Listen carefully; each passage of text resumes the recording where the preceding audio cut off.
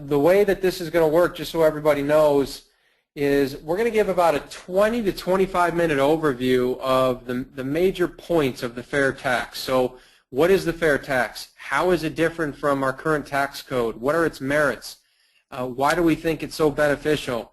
And so you're going to learn those things, and then we're going to take a break and answer a whole bunch of questions. And I see a bunch of people have already written in, which is great. And then after we answer your questions, we're going to do what we call the special topic, which is just a snapshot, a little piece of the fair tax that we go a little bit more in depth. And actually, I'm really excited about tonight's special topic, which is, how do you get involved? How do you personally, one individual at a time, help to advance this very, very important cause? And we're going to tell you exactly what that looks like. We're going to tell you what we've done here in Central Florida, which is where Larry and I are calling from, and we've been able to really get the word out about the fair tax and sign up a whole lot of supporters. So we're going to share what that looks like, and then after the special topic, we'll answer any other questions that remain.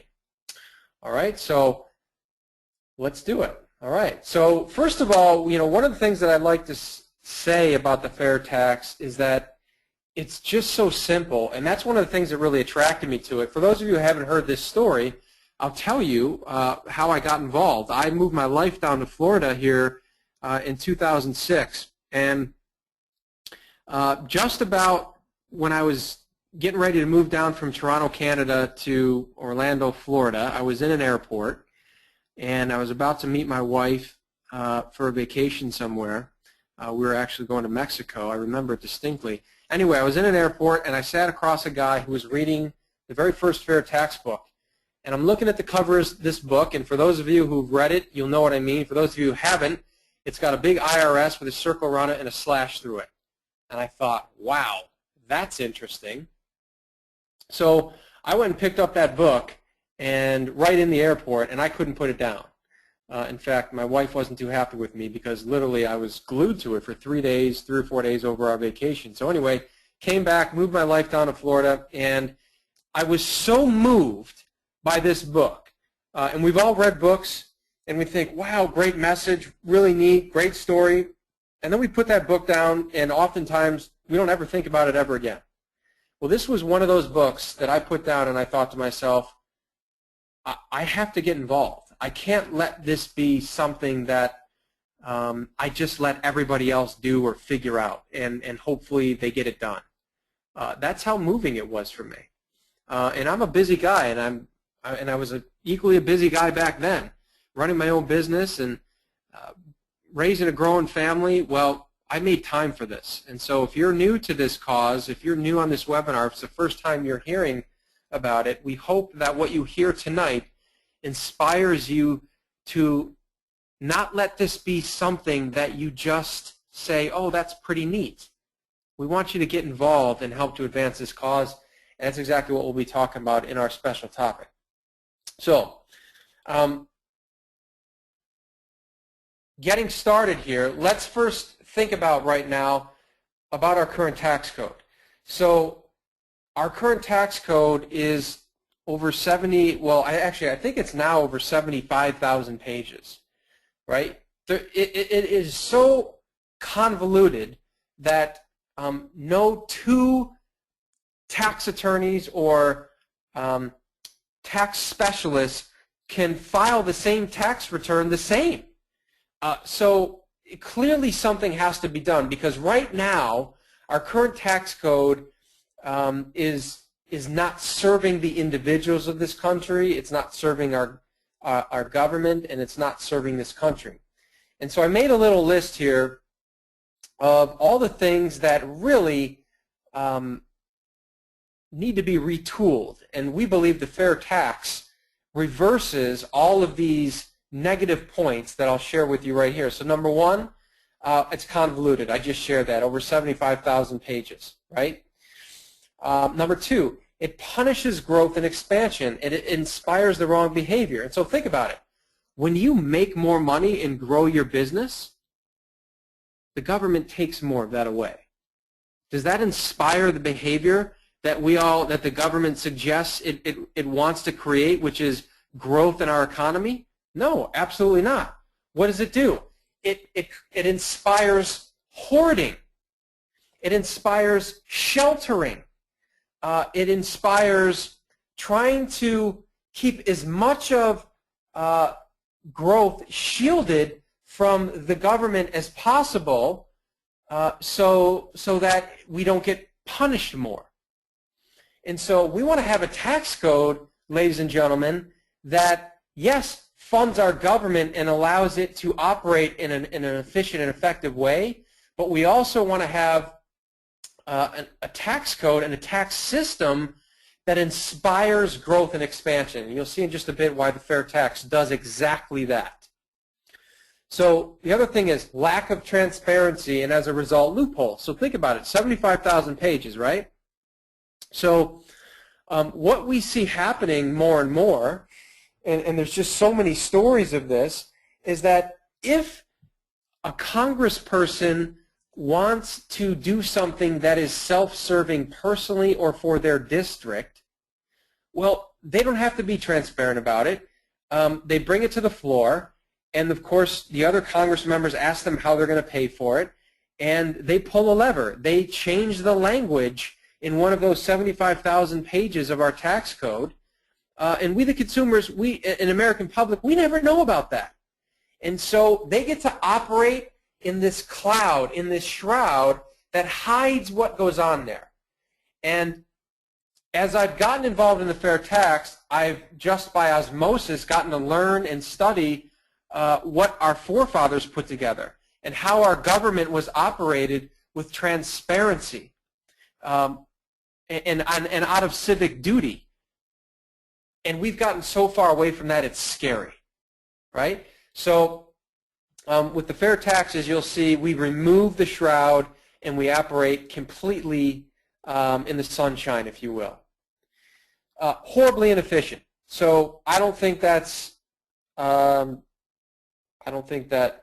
is a surprise to anyone, but you'll find out in just a little bit just how horribly inefficient it is. It impedes privacy. So right now we have to pretty much the federal government knows everything about us and the insides of our personal finances when we fill out our tax return. And quite frankly, Americans have a challenge with that, and we should. And so the Fair Tax will create a scenario that still brings the federal government their money to run us efficiently, to run this country efficiently, without having to know everything intimately about all the finances of its citizens. There's winners and losers. So right now what happens is, think about this. For every dollar that wealthy corporations invest in lobbyists, it returns $6. And so what that means is there's a very select minority of individuals and businesses that influence policy, specifically corporate income tax structure. Well, so we've got a select minority of individuals influencing in the private sector, influencing our congressmen and women in how they write policy, especially in how they set up the tax code to their benefit, and how those things impact the greater population plays second fiddle. And so there's winners and losers based on your level of influence. And by the way, that's how Congress really likes it. They like having that power.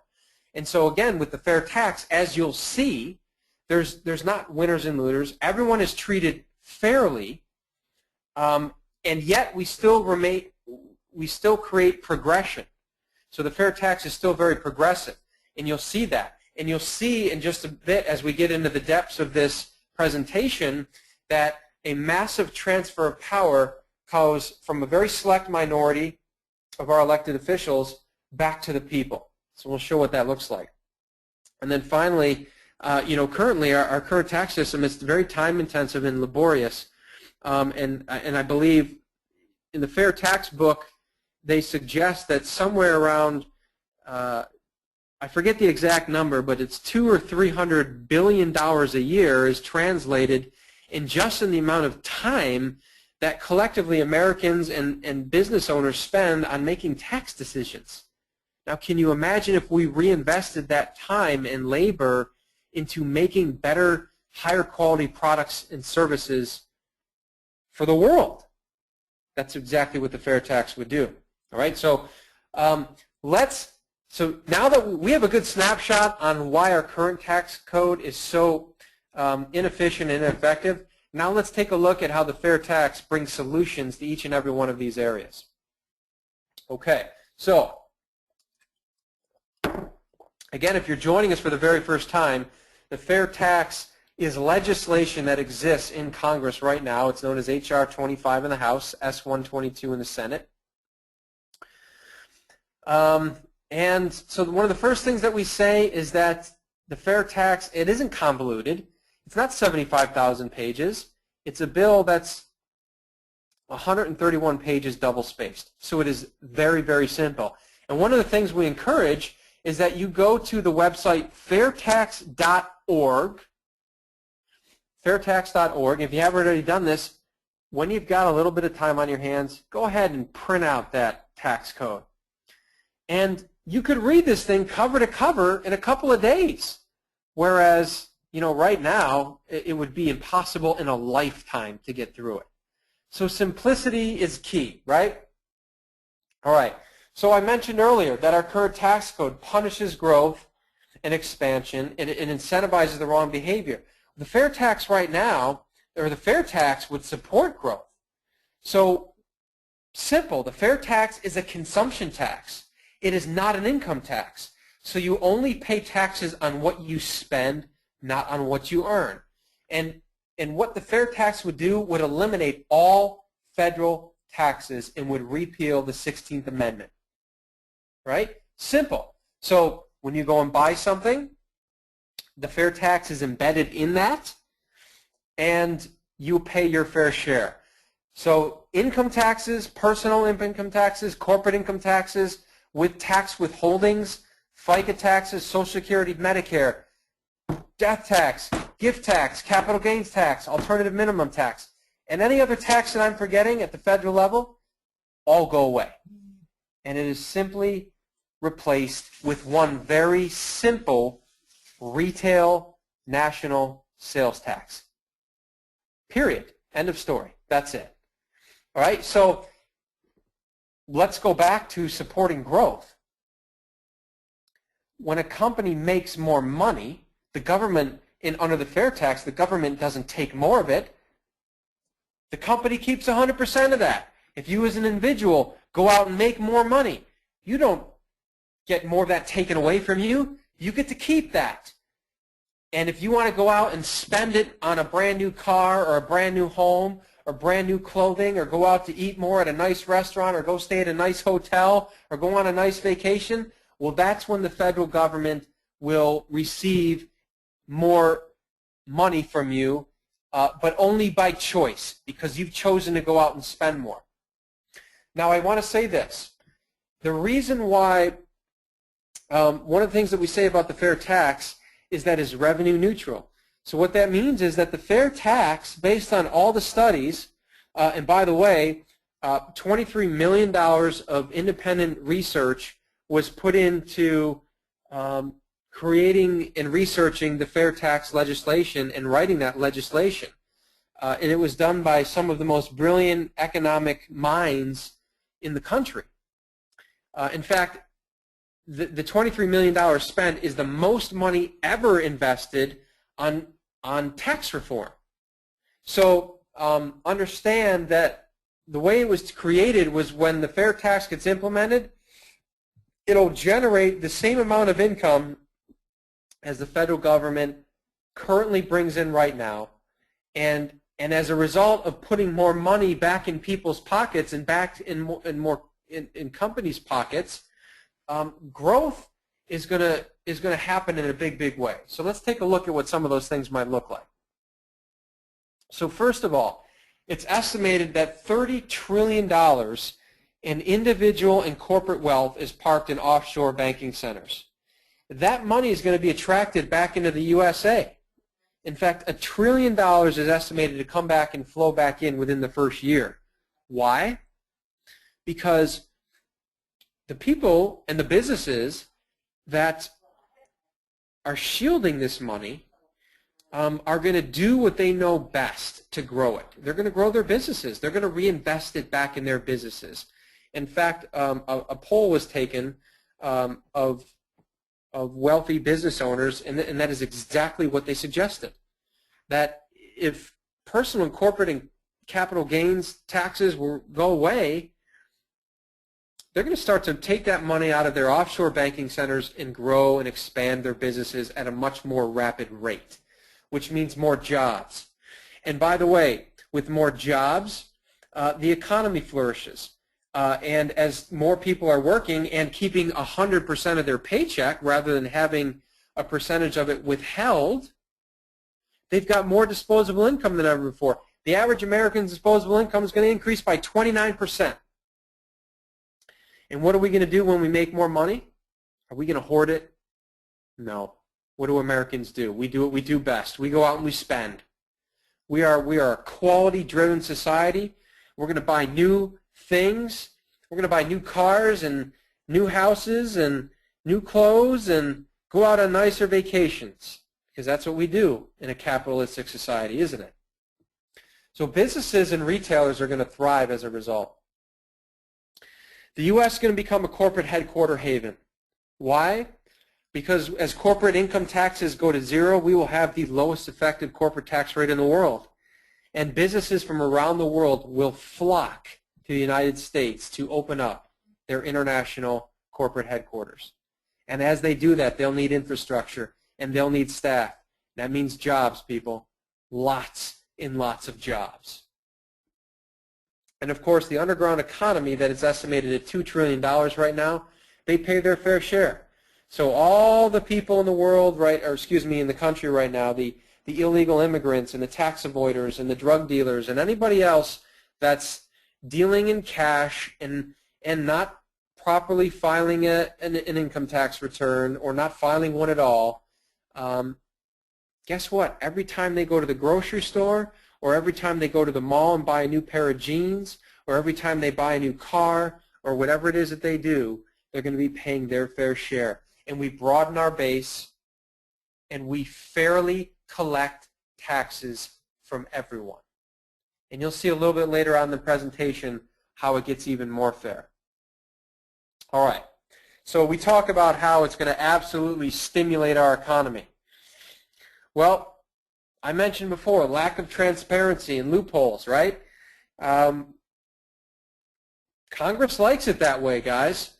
That's part of the reason why, a lot of questions that get asked here from time to time are, why aren't Congress members jumping on the bandwagon? Like, this seems like a brilliant idea. Well, of course it's brilliant. But the moment we throw out the 75,000 pages and replace it with the fair tax that's fully transparent, there's no more loopholes. There's no more things to hide behind for pet district projects. And by the way, 50% of lobbyists are tax lobbyists that are employed by wealthy corporations and put on cushy 6-figure, 7-figure salaries. And they contribute to re-election campaigns. Well, a lot of that's going to go away because guess what? We don't need tax lobbyists anymore because of corporate income taxes are going to be eliminated. It just goes away.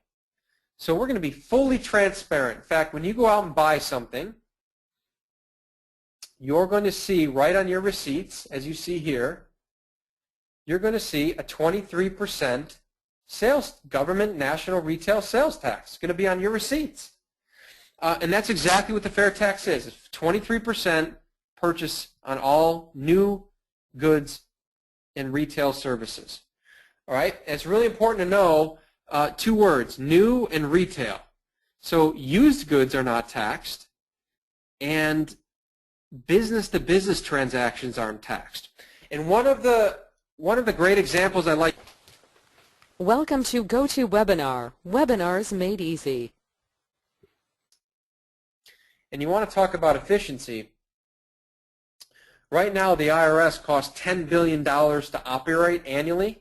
It's where part of our tax dollars go to investing in the IRS, $10 billion to operate.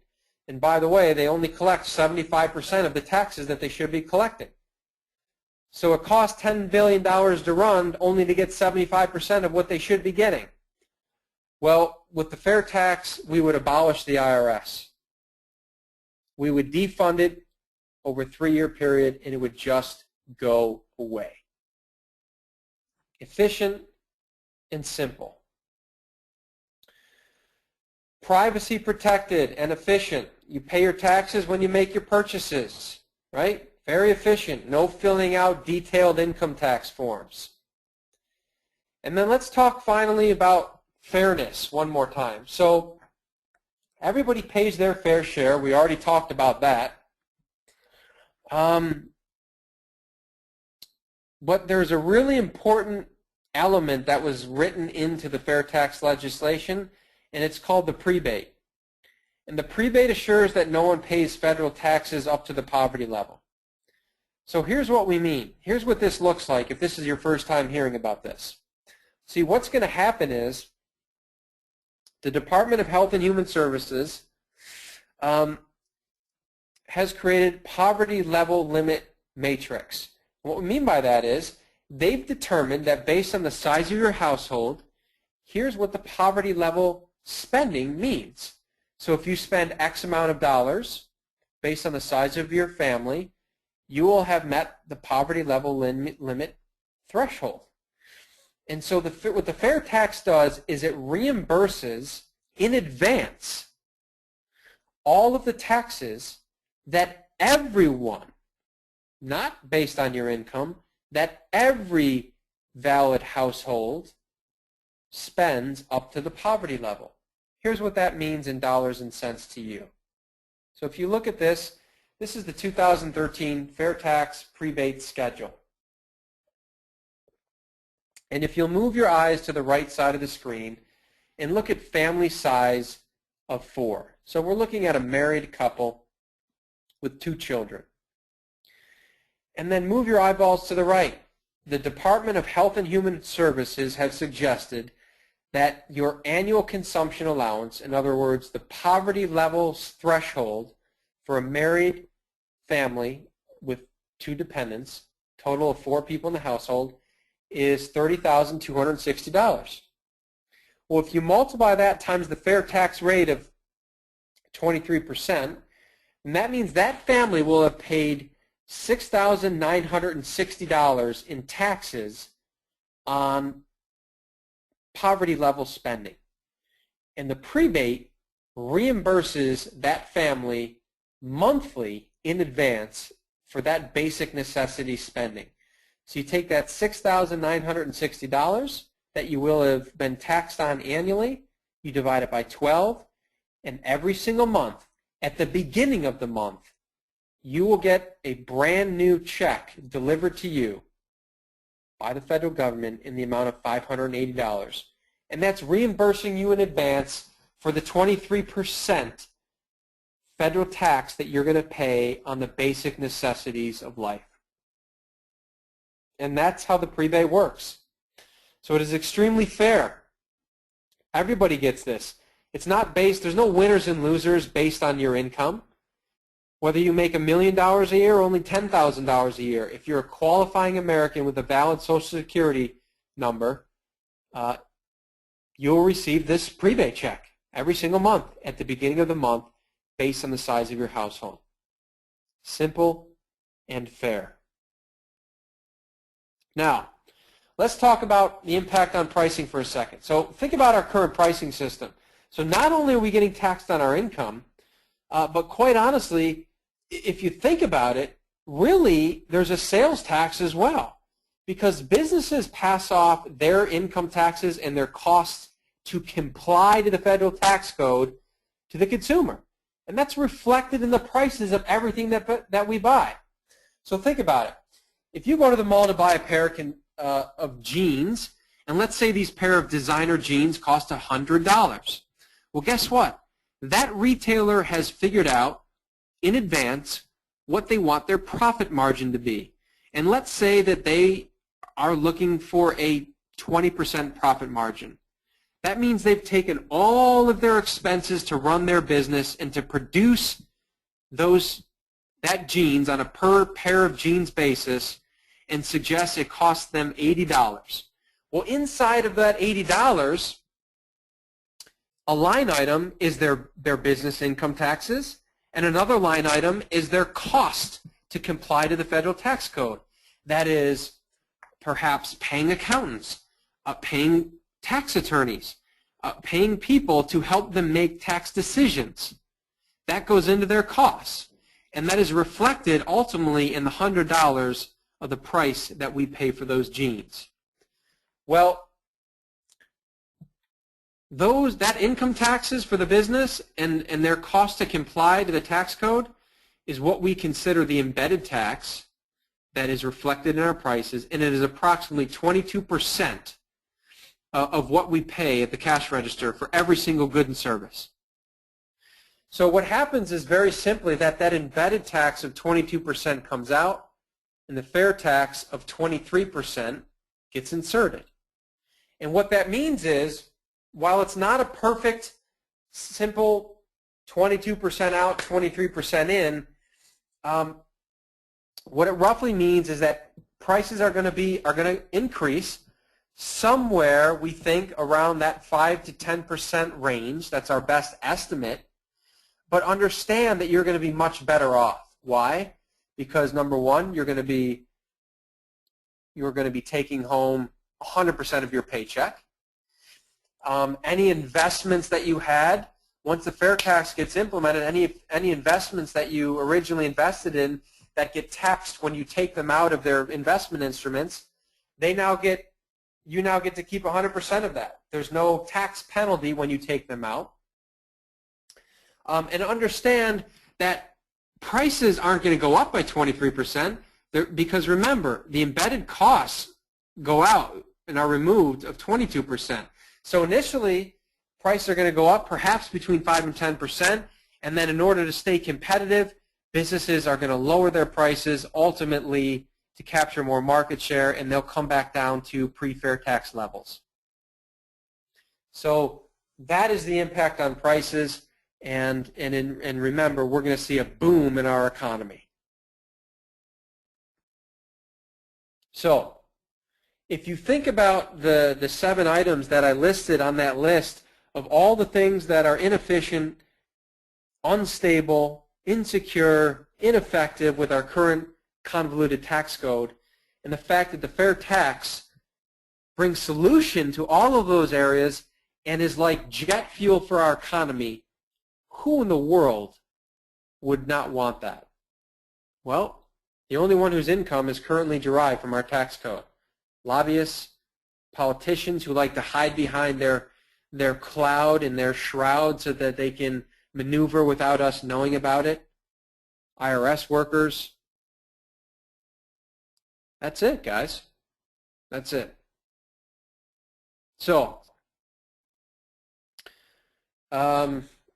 we need to take a real serious look at what's going to become our #1 priority when we go and elect our next round of elected officials. And for anybody that opposes the fair tax, you got to understand that the only reason they could be possibly doing that is out of self-interest. Because anybody who truly understands the fair tax knows that is absolutely in the best interest of all the individuals of this country, the businesses in this country, and the government itself is going to benefit from it, because as the economy grows, the government will put more money in its coffers. All right? So that is the overview of the fair tax. And so what we're going to do is we're going to stop here, and I'm going to take a drink of water here, and we're going to start answering your questions here. So I'll ask my colleague Larry to unmute himself. And I'm going to go ahead and undock the questions here. And we're going to go ahead and answer some of these questions. So just give me a second here while I pull them up.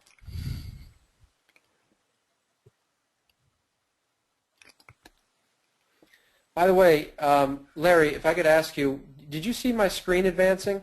Yes, I did. Okay. Not just now. I've still got your last screen from the overview. Got it. Perfect. All right. So, a question comes in from Randy, and Randy asked the question, well, it's more of a statement or a question inside of a statement, and the statement is simply, what about the disabled vets and the SSDI? I'm not sure I understand what, I don't know what that stands for, and I'm not really sure, Randy, exactly what you're getting at. Larry, can you kind of read between the lines there? Not very clearly, but maybe a little bit. SSDI, I'm not sure what that is, but it's some kind of a disability, I think, payment to vets. The fact is, the answer is simple, though, Randy.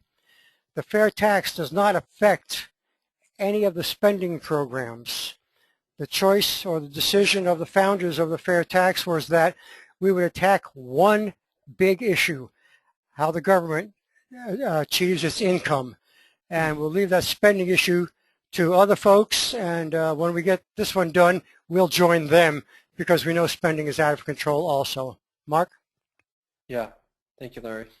Okay. And Michael wrote in Social Security Disability Insurance. Got it. Thanks, Michael.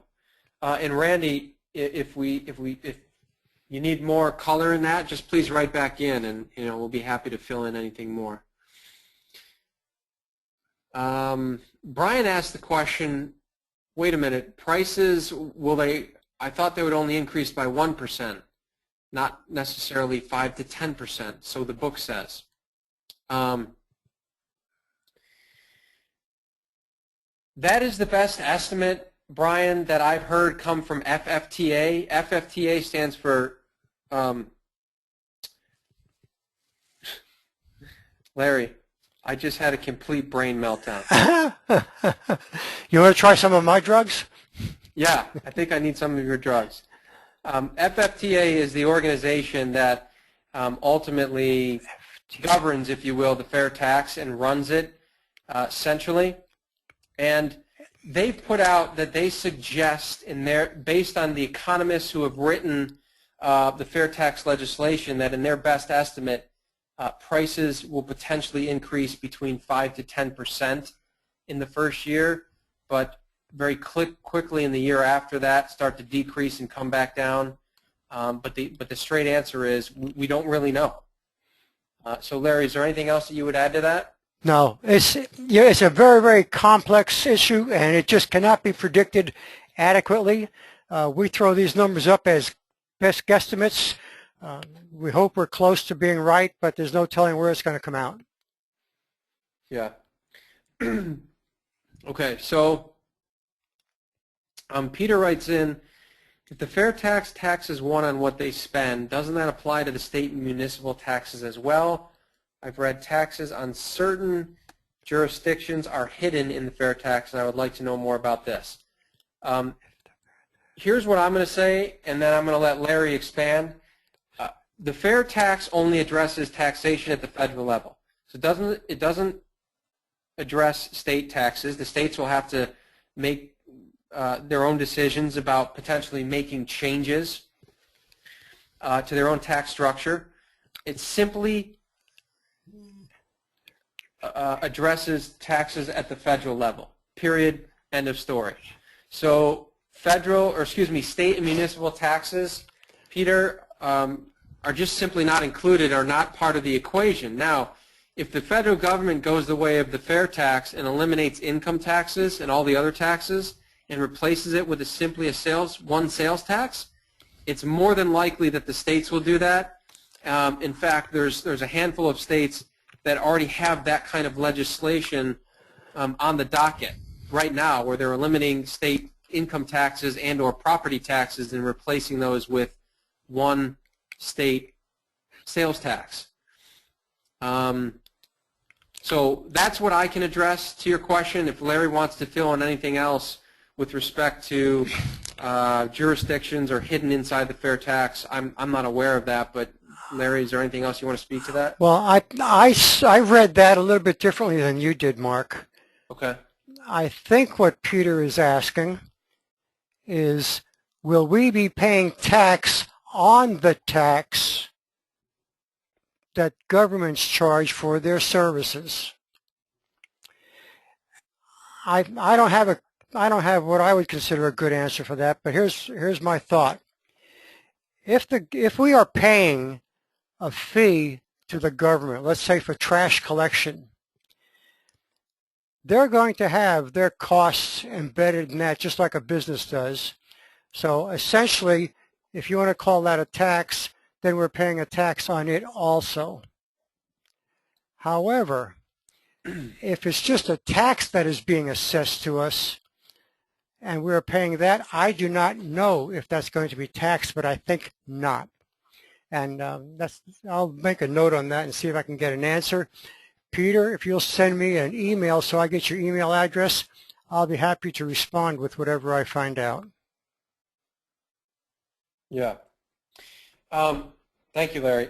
And Randy wrote back in. You remember Randy's question about disabled vets and SSDI? Yes. So Randy simply wrote back in, hey, I don't pay any taxes. I don't pay income tax right now. Okay, but he does pay taxes by the virtue of the embedded taxes and costs that are in the prices, everything we pay today.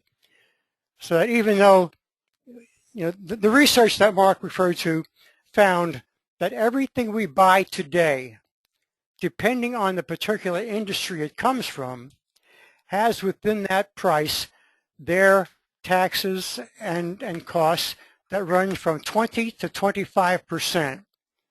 So in other words, the price of what we buy is higher by 20 to 25%. That taxing goes away, and then the fair tax is added in its place.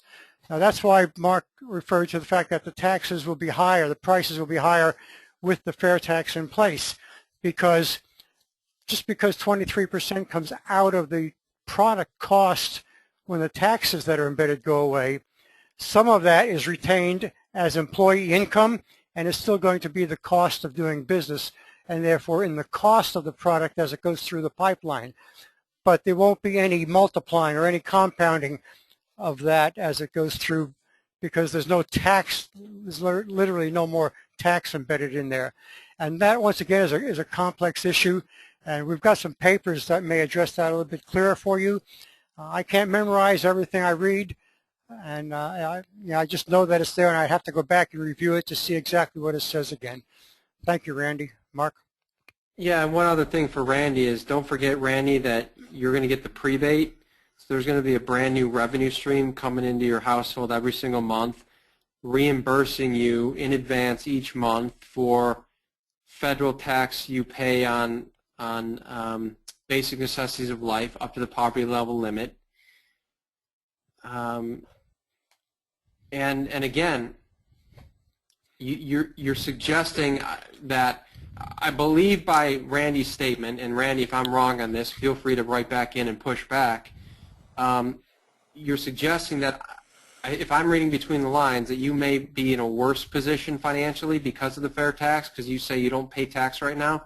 It's not true, because number one, you get the prebate. So you're going to get a check every month, reimburses you for the taxes you spend on the basic necessities every month.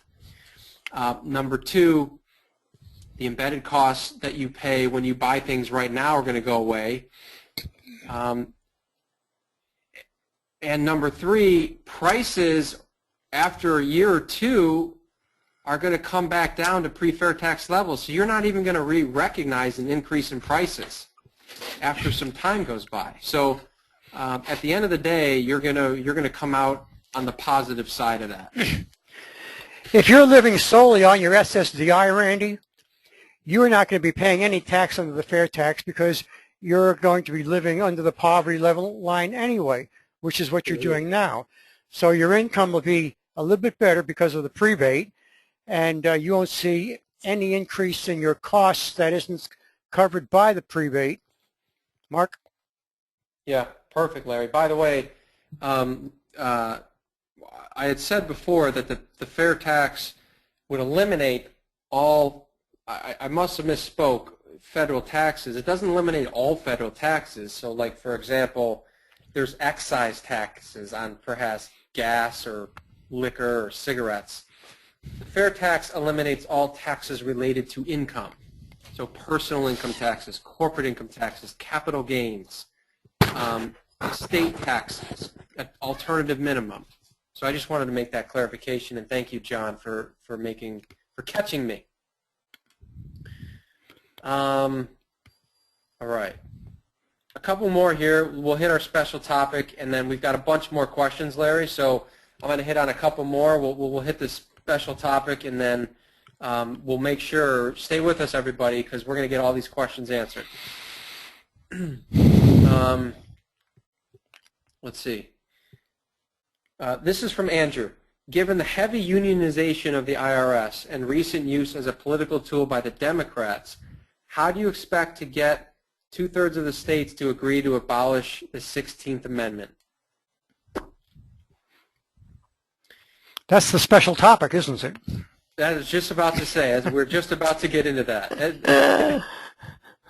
Yeah, here's the surface answer, and I'll dig in a little more, Andrew, in just a minute. Andrew, you and I both know that what politicians want more than anything is to stay in office, to stay in quote-unquote power. And so when enough of their constituents put the screws to them and say, either you become a co-sponsor of the fair tax and you support it and you influence your peers to support it, or you don't get my vote. Period, end of story. So more on that in a bit. So the bottom line is we got to get the word out about the fair tax and get more people communicating to their elected officials, but again, I'm speaking about the special topic. Let's take this last one from Shelley, and then there's probably at least 10 more questions we got to get to, so stay with us, everyone. Shelley writes in, always a great question for us, Larry. What is the difference between the flat tax and the fair tax? Great. Thank you, Shelley. So in its most simple form, Shelley, the flat tax is still an income tax. It just taxes everyone at the same rate, one flat rate, but it's still an income tax. The fair tax completely eliminates all income taxes and repeals the 16th Amendment, which suggests that Congress has power to tax our income. And instead, it funds the federal government through a national retail sales tax on all new goods and services. And so we fund the federal government in a different way. And by doing it in a different way, in a more empowering way, we remove the burden of income taxes from individuals and businesses, and as a result, the stifling of economic growth as a result of our current income tax structure. And we inspire growth and expansion as a result. So the big difference, though, is the flat tax is still an income tax and taxes everyone at the same rate. Fair tax removes income taxes and taxes only on spending. And as long as the government has the 16th Amendment in their favor, they can institute additional taxes that are not directly on our income, but are on capital gains, for example, for any investment we might have. Tax on interest for savings that we might have.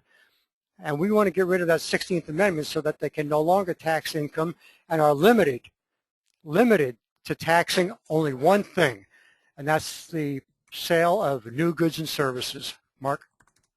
Yeah. All right. Yeah, and a number of people have written in. Our current tax code, by the way, started out basically as a flat tax, a small percentage based just on some wealthier Americans during wartime, and at any rate, we know how it's spiraled out of control. And I laugh as I say it, but actually it's pretty darn sad. Well, in 1986, Congress brought our tax system down to just two rates, 25% and 10%. There's been over 16,000 changes to the 1986 tax law, and we've seen, I think we're up to 6 income tax brackets now. It's incredible, and that's what we want to get away from, folks. Mark? Yeah. Yeah, one last thing before we hit the special topic, because Randy wrote back in, and I appreciate that, Randy. So Randy said, I'm going to make this clear. Some people are on VA disability and Social Security disability and are above the poverty level. They pay no federal income taxes. Will they still get a prebate? Yes, Randy, they will still get a prebate. Also, why don't you give these people a card so they can go buy their goods without paying a sales tax? That's a great question. The reason why we don't do that is because we don't exempt anything. And by not exempting any industry, Randy, we eliminate tax loopholes. So the moment you say, here's a card, and by having this card, when you go spend for groceries, food, medical supplies, your gas, your transportation, the moment we do that, all of a sudden you get lobbyists representing all the other industries and say, wait a minute, that's not fair. We should be, the card should be extended to us as well.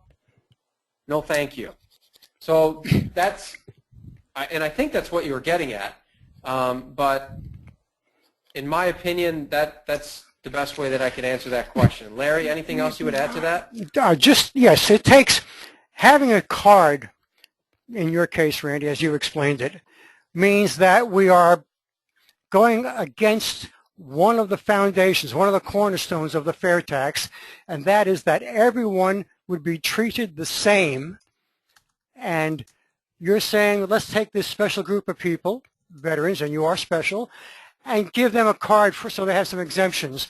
Now that card we know can be duplicated. It can be forged. So that's one thing that's bad about it. But it's only applying to a certain group of people.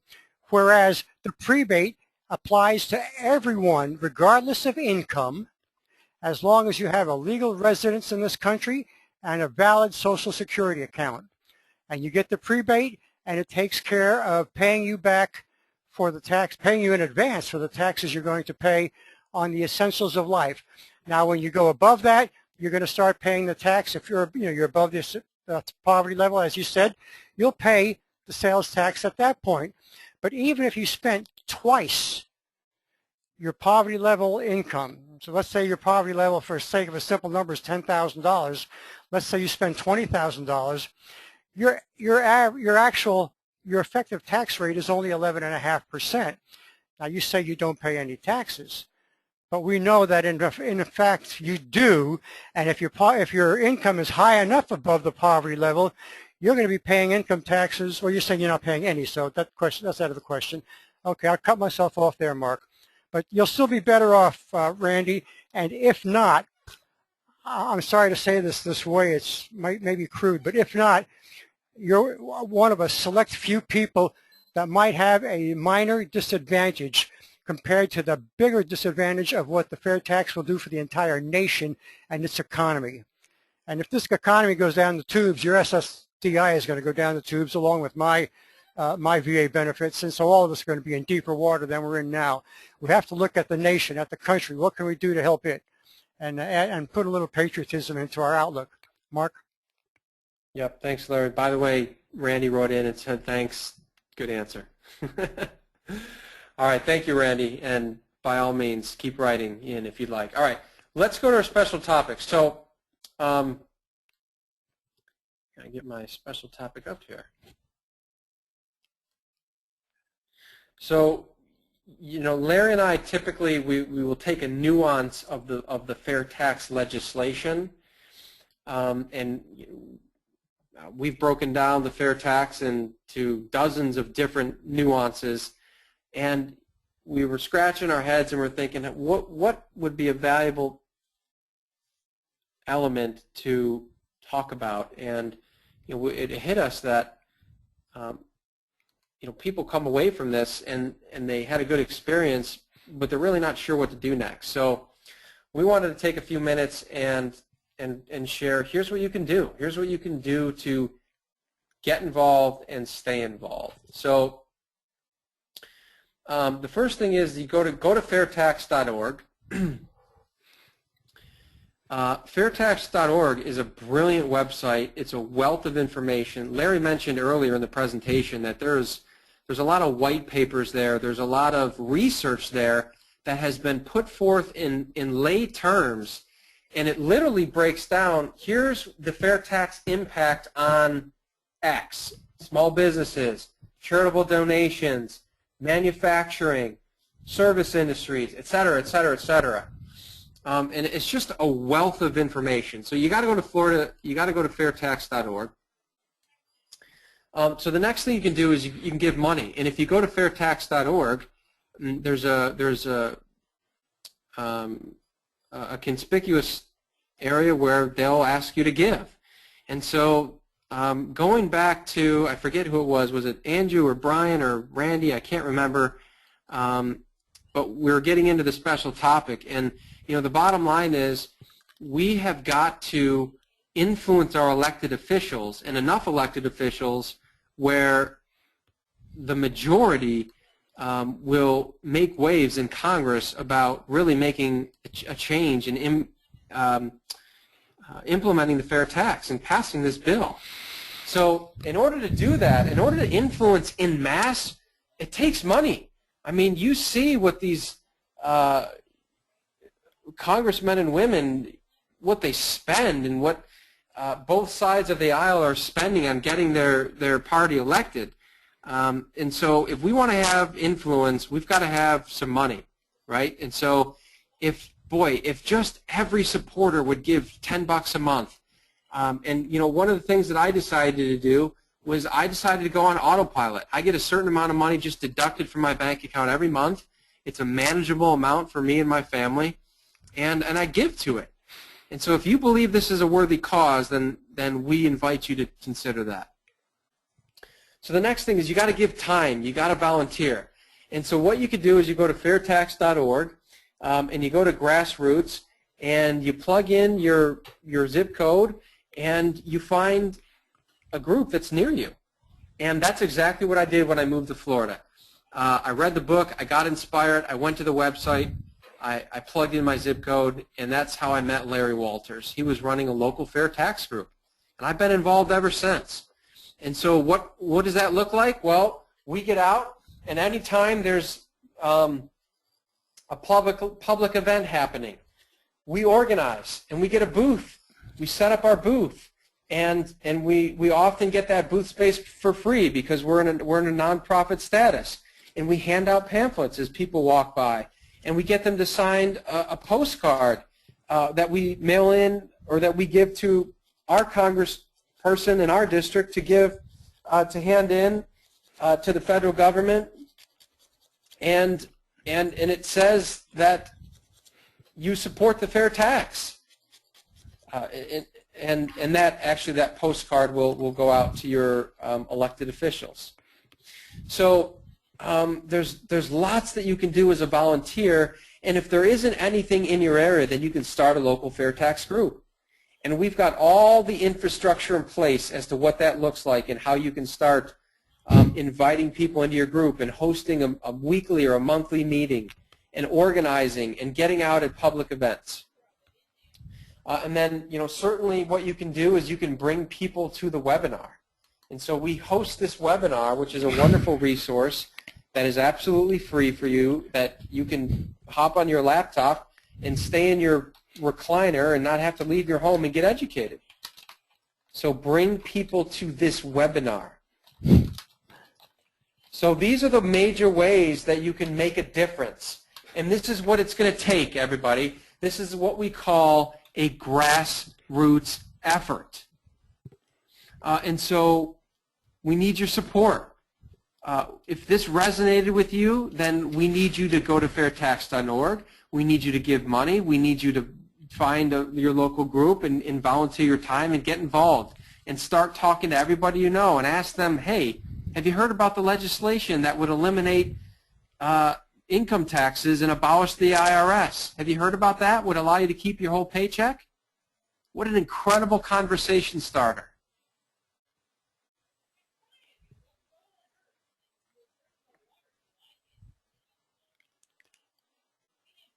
So, communicate regularly with your elected officials, buy the books, read the legislation, order supplies, and as I said, open your mouth.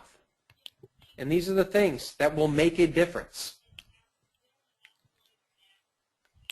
Larry, anything else you want to add to this list that I may have missed? No, I don't think so, Mark. You know, getting involved has many tentacles, and you've covered the basics. Once you get started, it's easy to see other things that can be done, and hopefully you'll say, well, if George isn't going to do it, I'm going to do it. Darn it, we're going to get this thing done, and we're going to make it happen. Mark? Yeah. You know, we just, and Larry, remind me of the percentage, but there's a certain number of people, or there's a certain percentage of people in a district, in a voting district, federal voting district. That's not a majority, it's a minority number. But if enough people that's in the minority say to their elected official, you don't get my vote unless you co-sponsor the fair tax, they're on board. Yeah, the number is 3,000. We can change the outcome of an election in a congressional district if we have 3,000 supporters letting their representative, their candidate or their representative up for re-election, if we let them know that if they don't get on board and co-sponsor and advocate for the fair tax, they will lose our support. That's a more powerful word than our vote, because when you say support, to them, that means time on their campaign, and it means money contributions for their campaign. Mark? Yeah, real good.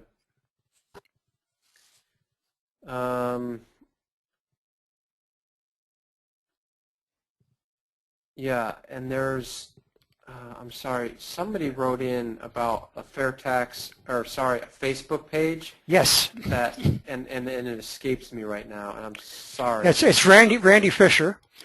Yeah. I'm looking at the question right now on Facebook, and I made a mental note to mention this to you when you asked me, and I forgot about it. There goes my mentality. On Facebook, you can reach many of the legislators. Vern Buchanan of Sarasota is the only Florida member on the Ways and Means Committee, so focus contacting on his Sarasota office of Facebook. In other words, go to his Facebook page and leave messages about the fair tax. And when you see something good about the fair tax, go to your Facebook page, post it there, and share it so that it gets out to the many people that you may be in contact with. Mark? Yeah. All right. So you know how to get involved.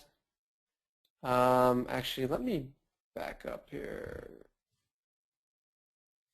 Fairtax.org. I'm going to put this back up on the screen here.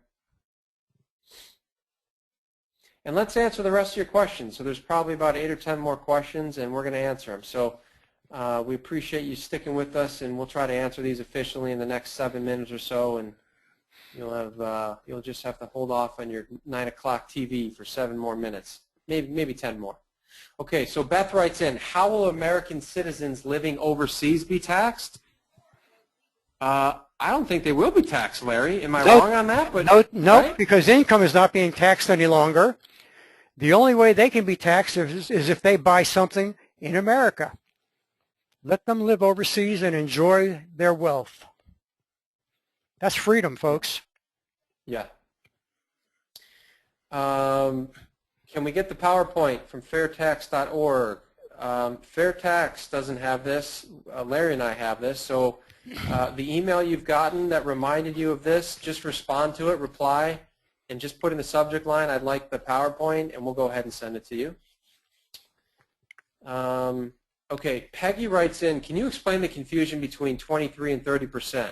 Now, for those of you who may not be aware of this, if it's your first time here, there's been discussion that it's really not 23%, it's really 30%. Okay, and so this goes to a point that we say whether or not the fair tax is inclusive or exclusive. So think about this for a second. Here are the numbers that's going to explain this, Peggy, right here, and hopefully you'll follow this. Let's go back to my designer jeans example. Okay, so fair tax gets passed. You go to buy a pair of designer jeans, $100. When you pay the $100, the fair tax is included in that. All right, so when you get to the cash register, it's not $123, it's $100. And that retailer sets aside $23 of that $100 that they're going to have to remit to their state sales tax bureau. So if you divide $23 of the tax, or if you divide the $100 price of the good into the $23 of the tax, you get 23%. Well, some people would argue that you shouldn't divide the $100 into the $23 tax. You should divide $77 because that's ultimately the, let's call it the wholesale cost of that. And so if you divide 77 into 23, you get 30%. So it's a matter of semantics. But the bottom line is the fair tax is inclusive, and because it's inclusive, we suggest that the correct division is that you take the total price of the good, including the tax, and you divide it into the 23%, and in this case, $100 into 23, and you come out with 23%. That's my best answer. Larry? No, that's confusing for some people, and I don't understand why. But it's the same 23%, no matter how you calculate. I mean, it's the same 23 cents out of the dollar, no matter how you want to calculate it. Adding 30% to the actual cost, which is $77 plus 23 cents, or including it in the $100 and subtracting it and saying, oh, well, that's 23% divided by 100, or 23 cents divided by 100. Doesn't matter how you do the calculation. It's still 23 cents out of the dollar. Mark? Yeah. All right. If the fair tax was approved as of December 31st, 2014 and was enacted January 2015, Diane writes, what would happen to the price of new goods on that day? Also, would my employer stop withholding income tax on that day? Well, the simple answer to the latter question, would they stop withholding income tax, is absolutely yes. So your next pay, every paycheck you get going forward, there's no more gross pay and net pay. You just make 100% of your income, no withholding. What would happen to the price of new goods? Well, again, this is a little bit ambiguous. We really don't know. But we suggest that the businesses will have been preparing for a year, and they will have made a decision based on the 22% of the embedded costs going out, because remember, they don't pay corporate income taxes anymore, and they have no more cost to comply to the federal tax code. The business is going to have to decide, am I going to raise my prices at all to offset what I perceive as any increase to offset any impact based on the new fair tax, or am I going to keep my prices where they're at? And again, we suggest that we believe that the prices of the goods may increase somewhere between 5 and 10% to start. So that's my best answer. Larry? Now you've got it. It's a 1 second transition from an income tax, and when that ball comes down and lights up at Times Square, we go on to a sales tax. Those businesses who have inventory purchased under the income tax system have the ability to take a a tax credit on the fair tax, so that they will not have to pass that along as they had in the past, and they'll be made good, in other words, financially. Mark? Yeah, and John Vettel writes in too, the 22% reduction in business costs comes from the original study, which assumed incorrectly that businesses would save their entire withholding tax that they paid on behalf of the employee. The fact is that the withholding tax will go back to the employee. Actually, now that I'm saying that, that was an answer to another question, but it's still relative or relevant.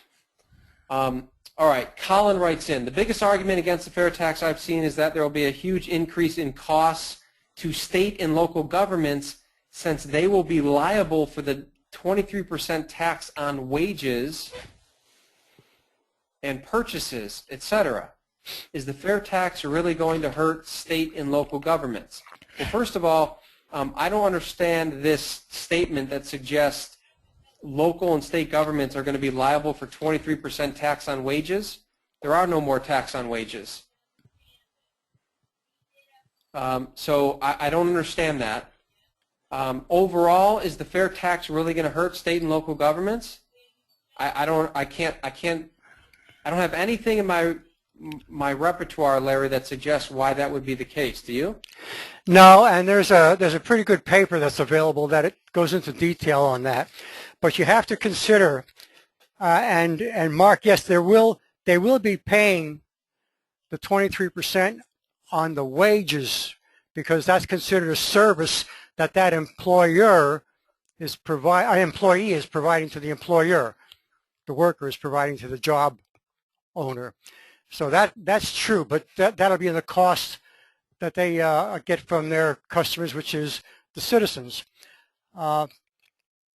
The fact that you have to consider also is that right now the government is paying the Social Security, half the Social Security contribution on every single worker, and that goes away. They no longer have to pay that. So that's a lot of money that they will be saving.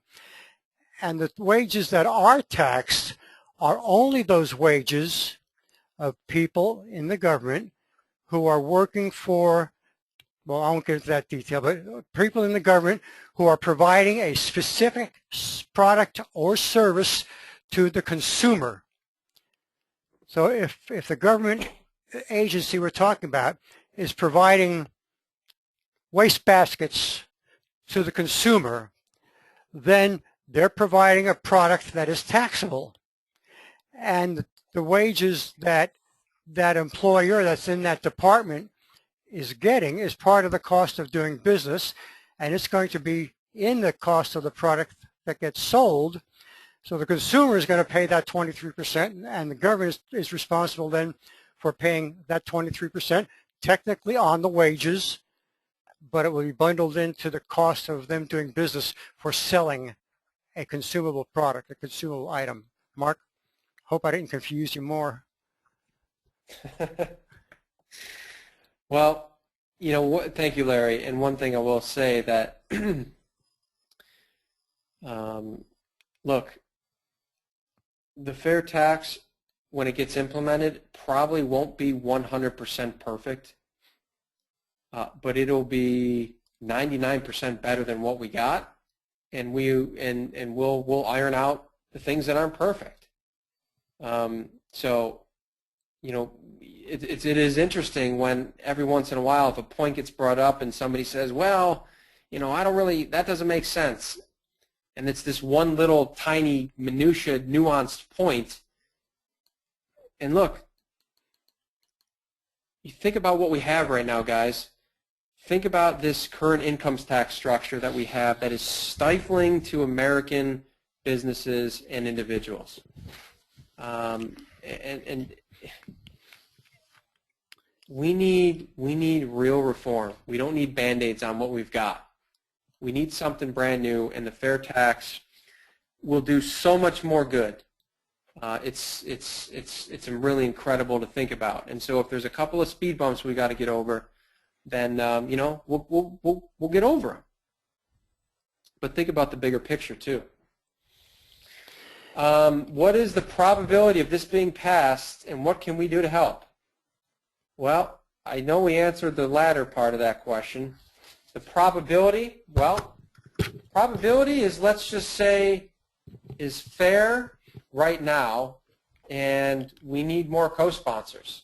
So right now there's 82 co-sponsors between senators and congressmen and women, or members of the House, I should say, that sponsor the bill. And, you know, we need a majority. So we've got more co-sponsors than we've ever had before. So I know we're moving in the right direction. And again, at the end of the day, that's what parlays the first part of that into the second part. We need more grassroots pressure on our elected official that threaten their place in office based on our support and our vote.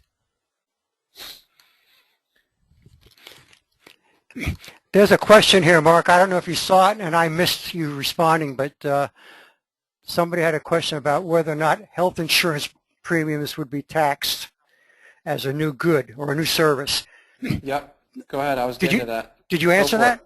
I have not. Go ahead. The short answer is yes, because it is a new service. Insurance, the financial industry in general, is one of those industries that had embedded in it greater than 25% of the costs of the actual product or service being provided. And of course, all of that tax that's embedded now in your health insurance premium will not be taxed or will not be embedded in the cost of the product. So you'll see the same change in products there. You know, just to add something else, one of the most difficult things I had when I was starting to try to understand what this fair tax thing was about, and I realized that as I was reading a plain English version of the legislation, and I came across some points that really stopped it. I don't like that at all. And it was about the third or fourth time that happened, and I just sat back and started thinking somewhat randomly. And what came to me is that I was trying to understand a consumption tax with an income tax mentality. In other words, all I've ever known is our federal income tax system and some of the breaks that are available in it. And I was trying to compare that, or I was trying to measure the fair tax item by item with that income tax thinking. Once I got over that point and I was able to look at the fair tax as a new thing, which it is, and give it my judgment based on what it is saying in total and then how it compares in total to the mess we've had for the last 100 years, it became very easy to get into it deeper and get to the point where you've seen the slogan in some place or another. Once you understand it, you'll demand it. That's where I am. And hopefully we've helped you take a couple of steps in that direction of understanding it more. Will you understand everything tonight? Probably not. All I can do is implore you to don't give up. Go with it more. It is very well written legislation. It is a very simple tax system compared to what we have.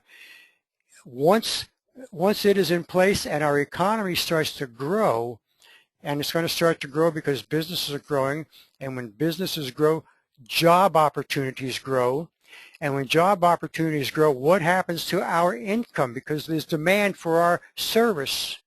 Our incomes go up. So there are a lot of pluses in the fair tax that you have to root out or be able to ask a specific enough question where somebody like Mark or myself or many other people in the fair tax grassroots organization can give you a valid answer for. And you'll hear fair tax supporters out there giving you information that sounds good, but it's absolutely bad. They're on the learning process, and they just haven't learned enough yet. They think they know it, but they're making mistakes, and that's something that's natural and that's going to happen. But I would say just keep on marching, keep on going forward. Mark? Yeah, thanks, Larry. Real good. Last two questions, both from Peggy. When the payroll tax is deducted, isn't the individual actually paying more like 15.5% than 23%? I think what Peggy is getting at is the Social Security contribution. The contribution that is withheld contribution is withheld at the point of a gun. The withholding of the payroll tax, which is your Social Security and Medicare, is 7.65%. The employer has to match that into your account. So that when you add those two numbers up, you come up with 15.3%. So that's your payroll tax. You could look at it and say, if the employer wasn't paying that portion of the payroll tax and my portion wasn't being withheld, I could be getting paid 15.3% more just on that line item. That is not an invalid thing to think about, but I don't think we're going to see that happening. I think we're going to see the employer keeping his 7.65%, and you'll get to take home your 7.65%, and you'll no longer have any federal withholding income tax, so you get to take that home. Whether you're in the 10, 15, 25% bracket, you get to keep that. Mark? Yeah, thanks, Larry. All right, last question, and we've gone way past my suggested 10 minutes, but we'll wrap it up right here. And it's a great one to end on. Why don't more Democrats support the fair tax? Well, it's a great question, isn't it? My answer is simply that it was a Republican that put forth this legislation first. However, Mark, when the legislation was first submitted to Congress, it was submitted by 4 Republicans and 3 Democrats. That's right. It was truly a bipartisan effort. Since Nancy Pelosi became House Speaker or House Leader for the Democratic Party, we have been told her party that if they support the fair tax, they would not get any support from her. And what that means is they'll get poor committee assignments, and they won't necessarily get the funds needed for their re-election campaigns. So she put them under the gun. And since that point, there's only been one Democrat who has co-sponsored the fair tax. He was from Oklahoma. And when he was asked why, in view of the Democrats' mandate not to support it, he said, Mrs. Pelosi does not vote in my district. Mark? I think that sums it up, Larry. You guys are great tonight, and you know, come back and bring other people with you. This is important, and don't forget the Facebook opportunity. That multiplies your effort innumerably. I mean, if you put something on your Facebook timeline and you share it, that goes out to the people that you know, so they're getting information that you are being aware of, and they're finding out a little bit about this fair tax thing if they don't already know about it. And if you're on somebody else's site, or you get a message that came from somebody else, or was shared by somebody else, like it if it's a good message. And you liking it multiplies the effort or the effect of that particular message that's going out. So use the Facebook, and we're going to be having another Facebook webinar here in the next month or so. We're working on making it more effective, with more clarity. but we'll have that put together, and Randy Fisher is heading that up. So you'll hear from us about that. But guys, girls, ladies, get out there. You can do this thing. Mark, you did a great job tonight. I'll just turn it back over to you for a close. Well, you too, Larry. Thank you so much. You're always a passionate wealth of information, so I appreciate you so much, as you know. And yeah, Larry said it great. Thank you, everyone, for taking time out of your busy schedules to be here, to learn, to support, to get educated. And look, it can't end here. If this resonates with you, do not let this be the last thing you do where you invest an hour in the FairTax. Go to fairtax.org, go to our Facebook site, give your money, give your time, get involved, and open your mouth. It's just too important to leave alone. So we'll see you back here next month. Bring one other person. That's our challenge for you. And I wish you all a great evening, and we will be speaking to you very soon.